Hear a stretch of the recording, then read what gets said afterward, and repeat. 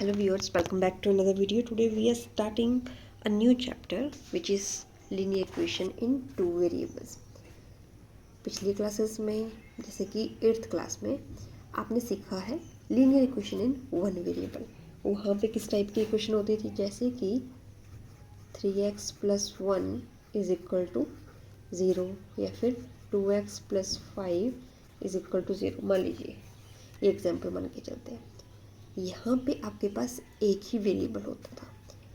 Variable कौन है यहाँ पे? दोनों एग्जाम्पल्स में x है.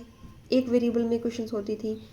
अब जो आपके पास इक्वेशंस आएंगी वहाँ पे दो वेरिएबल्स अवेलेबल होंगे. मोस्ट ऑफ द इक्वेशंस में x और y आपको देखने को मिलेंगे. इसका मैं जैसे एग्जाम्पल ले लूँ, x + y is equal to 176. यहाँ पे ये क्या है? दो वेरिएबल अब आपके पास है. तो इस तरह की इक्वेशंस कैसे रहती हैं, उनके कितने सॉल्यूशंस निकलते हैं.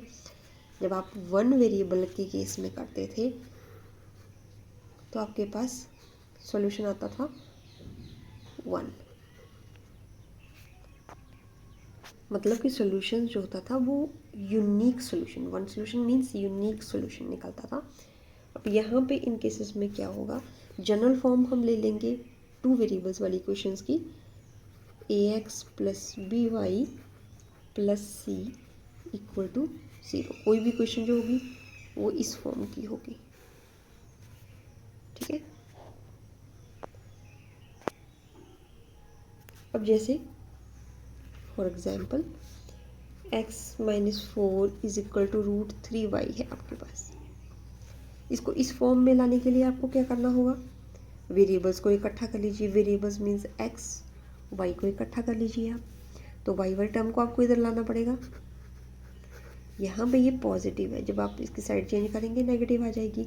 -4 ऑलरेडी यहाँ है तो ये इक्वेशन आ गई इस फॉर्म की. अगर आप इक्वेशन 1 से इसको कंपेयर करें इक्वेशन 2 को तो आप पाएंगे a की वैल्यू मीन्स x का कोफिशिएंट 1 है. b की वैल्यू मीन्स y के जो कोफिशिएंट है वो -√3 है. c की वैल्यू यहाँ पे -4 है. ऐसे क्वेश्चंस भी आपको एक्सरसाइज में देखने को मिलेंगे. इस तरह से रहेगा. ये जो मैंने आपको भी टाइप बताई ये आपका क्वेश्चन नंबर 2 एक्सरसाइज 4.1 ऐसा ही क्वेश्चन है. जैसे यहाँ पे 2x + 3y is equal to 9.35 बार. आपको a b c की वैल्यू ईच केस में बतानी है. a मीन्स x का coefficient which is 2, b means y का कोफिशिएंट विच इज़ 3. इस वाले पार्ट को आप इस इक्वेशन के हिसाब से आप ले आएंगे टू द लेफ्ट साइड. तो साइन क्या हो जाएगा? माइनस. मीन्स आपको इस फॉर्म में बनाना है. c इसके साथ होना चाहिए. जनरल फॉर्म यही है.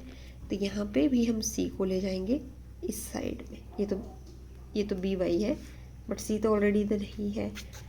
इस वाले क्वेश्चन में क्या है, y वाले टर्म तो साथ में है, c वाला पोर्शन जो है राइट साइड में, इसको आप ले जाएंगे लेफ्ट साइड में. ओके. अब जैसे हम इसका सेकंड पार्ट डिस्कस करें, क्वेश्चन नंबर 2 का second part which is x - y/5 - 10 is equal to 0. पहले तो आप लिख लेंगे जनरल फॉर्म क्या होती है. जनरल फॉर्म होती है ax + by + c is equal to 0. Equation 1 equation 2 को कंपेयर करें तो a क्या आ गया आपके पास? 1. b क्या आ गया आपके पास? y का जो कोफिशिएंट है 1/5 हो गया. साथ में साइन भी है क्योंकि ओरिजिनल इक्वेशन में तो प्लस था. कंपेयर करने पे यहाँ पे तो माइनस है ना, तो हम माइनस साथ में रखेंगे. c ओरिजिनल इक्वेशन में प्लस है, यहाँ पे -10 देखने को मिल रहा है तो वैल्यू वही होगी.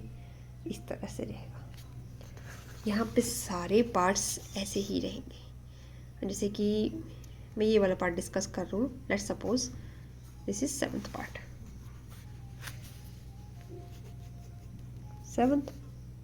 8th पार्ट में 5 इज इक्वल टू 2x है. पहले तो आप इसको नॉर्मल फॉर्म में ले आइए. 5 को ले जाइए टू द अदर साइड. ये आ गया. अब हमारे पास जनरल इक्वेशन कैसी होती है? कुछ इस शक्ल की होती है. तो इस फॉर्म में लाने के लिए आपको क्या करना है, आपको y की भी टर्म चाहिए, मीन्स y की टर्म आपके पास अवेलेबल नहीं है। आप क्या लिखेंगे, 0y लिख सकते हैं हम, कोई फ़र्क नहीं है क्योंकि इसका ऐसे। अब आपको ए बी सी की वैल्यू बतानी है। ए की वैल्यू है 2, बी की वैल्यू है 0, सी की वैल्यू है -5। That is your answer. इस तरह से रहेगा, इजी। अब इसका फर्स्ट वाला पार्ट देख लेते हैं। Cost of a notebook is twice the cost of a pen. Write a linear equation and in variables to represent this statement. आपके पास नोटबुक की कॉस्ट जो है वो पेन की कॉस्ट से क्या है, ट्वाइस है। सो हम पेन की कॉस्ट मान लेंगे। यहाँ पे आपको ऑलरेडी हिंट भी दिया है। So let consider the cost of the pen. Question number 1, cost of pen is equal to y मान लिए। इनके मानने के हिसाब से चलें अगर हम, तो ये वाई मान रहे हैं, और कॉस्ट ऑफ नोटबुक हम मान ले x। अब अकॉर्डिंग टू क्वेश्चन जो सिचुएशन दी है कि कॉस्ट ऑफ नोटबुक जो है वो है twice of the cost of pen, लिख सकते हैं हम। जो दिया गया है उसको अरेंज करके। अब नोटबुक की कॉस्ट क्या मानी है आपने, x मानी है, और कॉस्ट ऑफ पेन क्या मान के चले हैं आप, y मान के चले हैं। तो आपके पास क्या आ जाएगा, अब इनको वेरिएबल्स को भी एक ही साइड ले आइए, x माइनस 2y।